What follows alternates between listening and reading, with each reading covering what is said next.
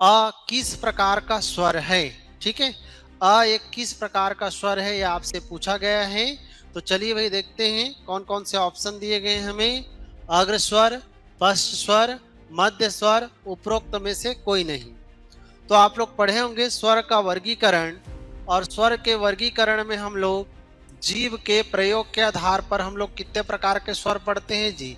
3 प्रकार के स्वर पढ़ते हैं। कौन कौन सा? अग्र स्वर, मध्य स्वर और पश्च स्वर। ठीक है, याद रखिएगा जीभ के प्रयोग के आधार पे हम 3 प्रकार के स्वर पढ़ते हैं। अग्र स्वर, मध्य स्वर और क्या होता है जी? पश्च स्वर। अग्र स्वर कहने का मतलब होता है जीभ के आगे वाले हिस्से का प्रयोग करके जिस स्वर का उच्चारण होता है उसको क्या बोलते हैं जी? अग्र स्वर। जीभ के मध्य वाले हिस्से का प्रयोग करके जिस स्वर का उच्चारण होगा उसको मध्य स्वर, और जीभ के पीछे वाले हिस्से का प्रयोग करके जिस स्वर का उच्चारण होगा उसको पश्च स्वर कहते हैं। ठीक है, यहाँ पे पूछा है किस प्रकार का स्वर है, तो याद रखिएगा एक प्रकार का मध्य स्वर कहलाता है।